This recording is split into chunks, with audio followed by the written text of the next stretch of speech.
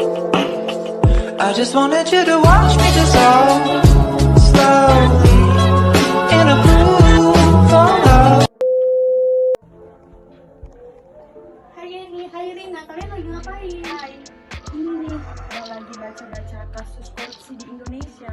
Emang kenapa dengan kasus korupsi di Indonesia? Tahu nggak sih, berdasarkan data, ternyata kasus korupsi di Indonesia itu pada tahun 2022 ada 579 loh teman-teman. Wow, rupanya segitu banyaknya. Iya. Mengapa banyak terjadi tindak korupsi ya teman-teman? Jadi teman-teman, berdasarkan data yang telah disampaikan kepada kita bahwa maraknya kasus korupsi di Indonesia sekarang, kita sebagai generasi muda harus tahu betapa pentingnya pendidikan anti korupsi di Indonesia. Penasaran dengan penjelasan kami? Sebelum itu kami perkenalkan dulu ya anggota kami. Saya Yeni Putri Warubu. Saya Rina Junita. Saya Biti Tawari. Saya Putri Yani Purba. Saya Rakin Akbar. Saya Novita Cahaya. Saya Tevilo Satulojan Roto. Dan saya Rahel Putri. Kami akan mempresentasikan Hasil diskusi kami.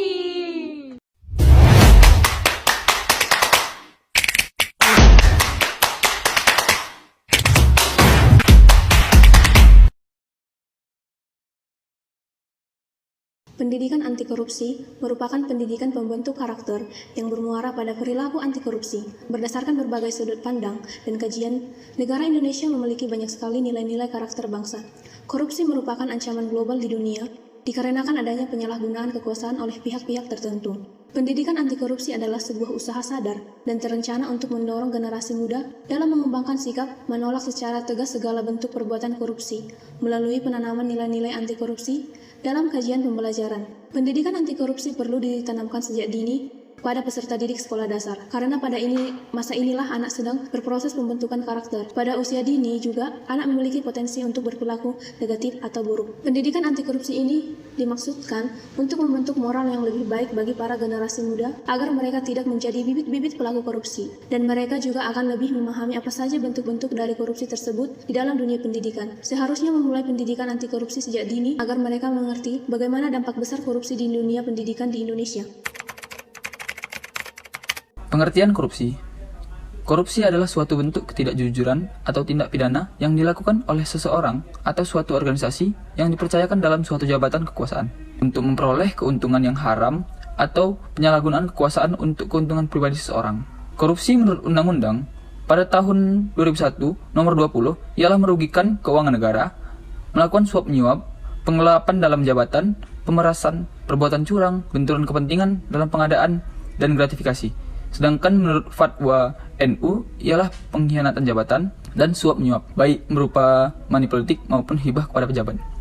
Yang terakhir ada korupsi menurut para ahli. Ahlinya di sini adalah Nurjana. Pada tahun 1990, Nurjana mengatakan bahwa korupsi adalah istilah yang berasal dari bahasa Yunani, yaitu korupsio, yang berarti perbuatan tidak baik, buruk, curang, dapat disuap, tidak bermoral, menyimpang dari kesucian, melanggar norma-norma agama material dan hukum.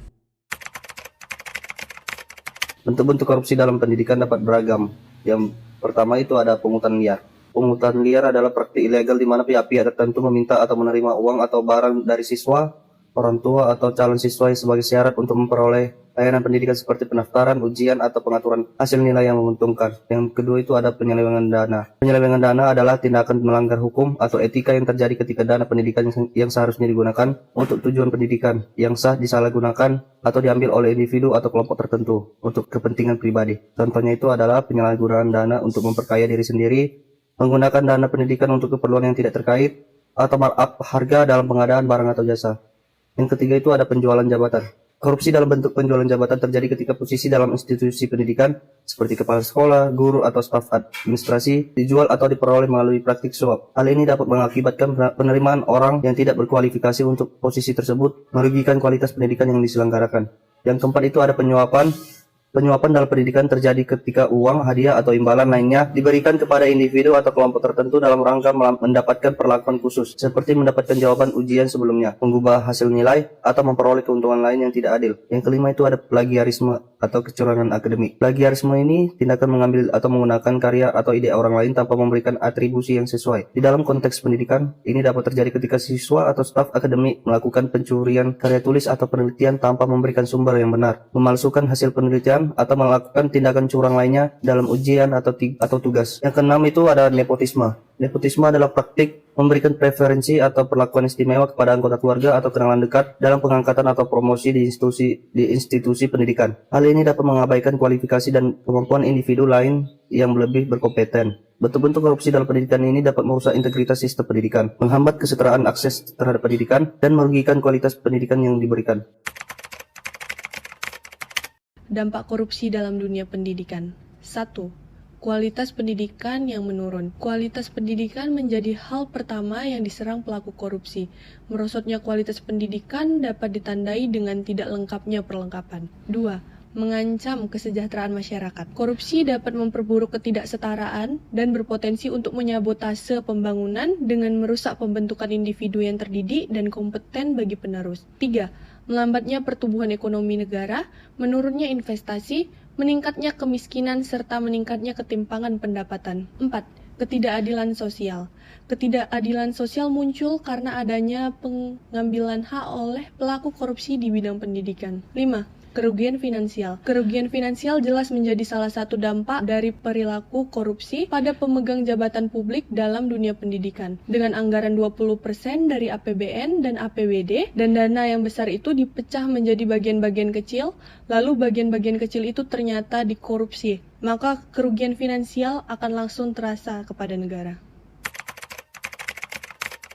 Pentingnya pendidikan anti korupsi. Pendidikan anti korupsi merupakan tindakan untuk mengendalikan dan mengurangi korupsi berupa keseluruhan upaya untuk mendorong generasi yang akan datang untuk mengembangkan sikap menolak secara tegas terhadap setiap bentuk korupsi. Pendidikan anti korupsi melalui jalur pendidikan lebih efektif karena pendidikan dipandang sebagai sebuah proses perubahan pada sikap dan mental yang terjadi pada seseorang. Mentalitas anti korupsi akan terwujud jika secara sadar kita membina kemampuan generasi mendatang untuk mampu mengidentifikasi berbagai kelemahan dari sistem nilai yang mereka warisi dengan situasi-situasi yang baru. Dalam hal pendidikan, melakukan pemberantasan korupsi sampai ke akar-akarnya berarti melakukan sebuah usaha untuk melahirkan generasi yang tidak menerima dan memaafkan perbuatan korupsi, sehingga adanya penyelenggaraan pendidikan anti korupsi melalui bangku sekolah tidak bisa diabaikan lagi. Melalui pendidikan anti korupsi juga diharapkan generasi muda memiliki sikap menolak secara tegas setiap bentuk korupsi. Selain itu mampu membentuk kesadaran akan bahayanya korupsi bagi negara. Ada 3 model formulasi penyelenggaraan pendidikan anti korupsi untuk menanamkan nilai-nilai anti korupsi pada sekolah. Di antaranya model mengintegrasikan nilai-nilai anti korupsi ke dalam mata pelajaran, model pembelajaran nilai-nilai anti korupsi melalui kegiatan ekstrakurikuler, model penumbuhan budaya.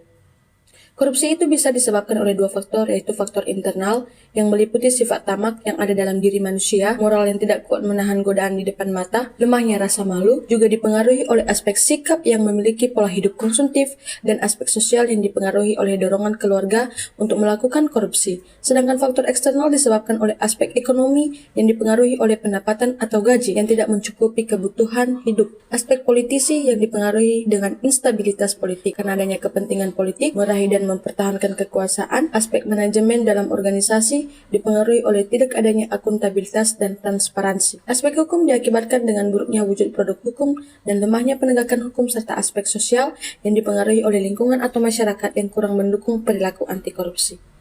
Kesimpulan, dari pembahasan di atas kita mengetahui betapa pentingnya pendidikan anti korupsi. Penerapan nilai-nilai anti korupsi bagi generasi muda dapat diterapkan melalui lembaga pendidikan. Generasi muda memiliki pemikiran dan tindakan kritis sehingga dapat membawa perubahan bagi bangsa menuju arah yang lebih positif di masa mendatang. Dengan memperkuat karakteristik anti korupsi pada generasi muda dan hukum anti korupsi yang diperkuat dapat membantu mencegah kejadian-kejadian buruk di masa depan. Pengimplementasian nilai kejujuran, peduli, kemandirian, disiplin, tanggung jawab, kerja keras, kesederhanaan, dan keadilan jika ditanamkan pada generasi muda ke depannya dapat memberikan prinsip anti korupsi.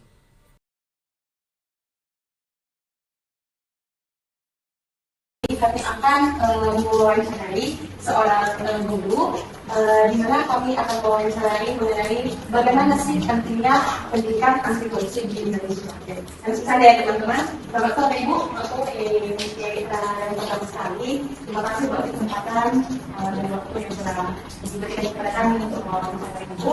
Nah, sebelum kita berbincang-bincang mengenai bagaimana pentingnya pendidikan anti korupsi di dunia pendidikan, kita berkenalan dulu ya.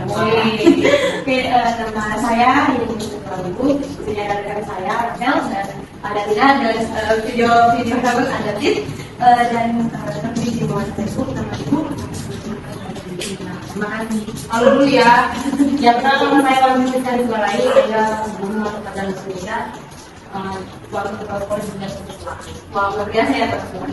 Menurut Ibu, bagaimana sih peran pendidikan dalam anti korupsi di sekolah ini? Ya terima kasih. Saya mengajar di KS Pendidikan Anak. Terima kasih untuk pertanyaannya. Menurut saya pribadi itu membagus sebagai anti korupsi. Dimana sisi kita diskusikan pertama kali, ya kan? Contohnya itu tentang korupsi mengenai uang pribadi harus dimaksud.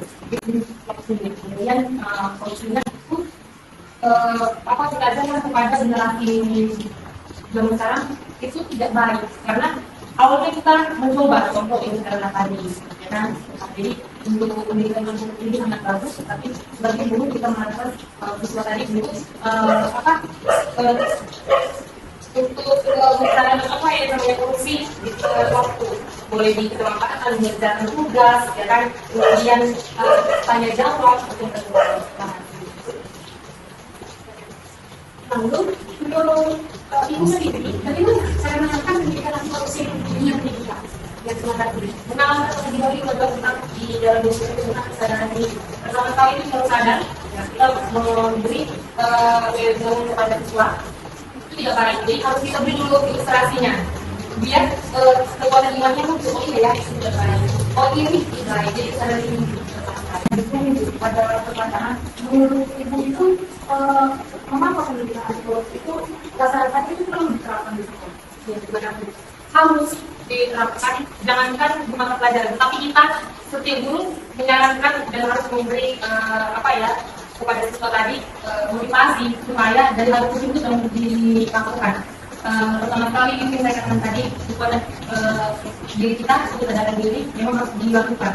Jadi untuk menerapkan itu susah diambil sekarang, ya kan? Jadi pertama kesadaran, muncullah tadi ketuhanan tadi kan kalau itu tidak baik. Baru kita kasih motivasi, biar nanti kalian ini tidak baik, ini tidak boleh. Jangankan di mata pelajaran, semua pintu masuk itu harus guru-gurunya memberi motivasi. Tidak boleh yang baik dijalankan, yang tidak baik itu tidak dijalankan. Nah, termasuklah anti korupsi tadi.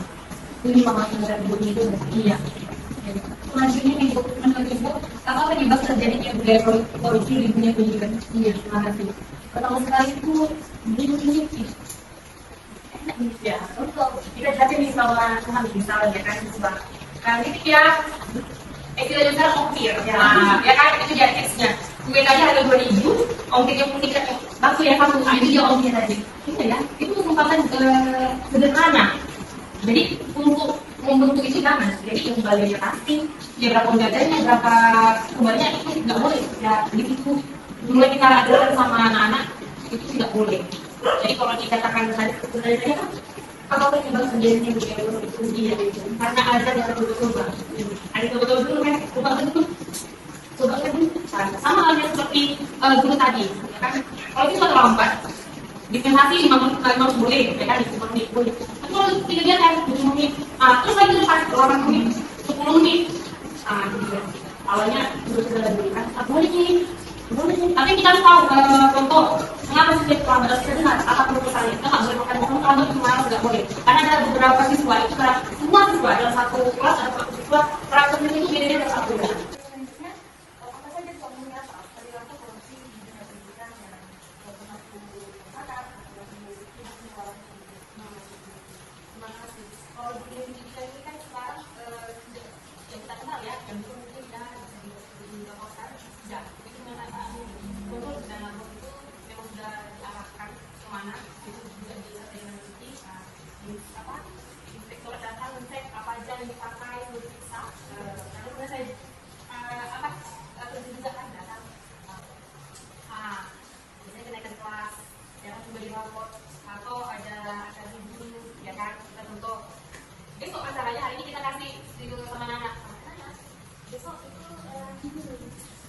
ini ingatkan aku jangan lupa ibu ya. Nah, itu meninggalkan pesan. Tapi selama saya mengajar itu bukan saya tinggalkan sama anak-anak.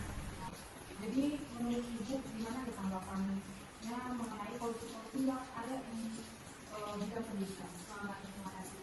Kalau kita lihat di dunia pendidikan ini terdapat guru itu tidak bisa langsung jadi kaya karena gajinya kecil. Iya, jadi memang ada yang mengatakan ya bekerja itu kita supaya memang iya tapi benar, tapi untuk menjadi kaya itu mungkin kemungkinan kecil. Jadi seperti pertanyaannya tadi apa itu namanya? Iya. Mungkin guru-guru yang waktu menjadi dada segar gitu kan, atau ya jiwa-jiwanya itu mungkin ya kan. Ya kan itu dia tuh coba dia mulai mungkin juga minta aku dalam 1 tahun ini targetku aku bikin ini harus ini kerjaan. Dari situ terakhir dia di pikirannya yang nggak dilakukan. Tapi kalau kita ada yang kita kerjakan bagus lancar apa lurus jadinya itu tadi ya dikasih Tuhan slow ya kan, gina tadi pikiran tadi ya, kalau kaya kalau yang tidak itu belum bisa. Kalau yang sudah ekspektasi tidak ekspektasi contoh gaji ini saya gaji ini bulan ini saya apa ya, ternyata di luar itu salah, ada pengeluaran yang tidak kita duga. Akhirnya contoh baru proses contohnya kan yang ditabung tadi keluar aja lagi ya. Oke, demikian pertanyaan sore hari Ibu. Terima kasih buat jawabannya, terima kasih buat tanggapannya, serta buat waktu Ibu sudah terima kasih. Oke teman-teman, demikian wawancara kami dengan Ibu pada sore hari ini. Terima kasih.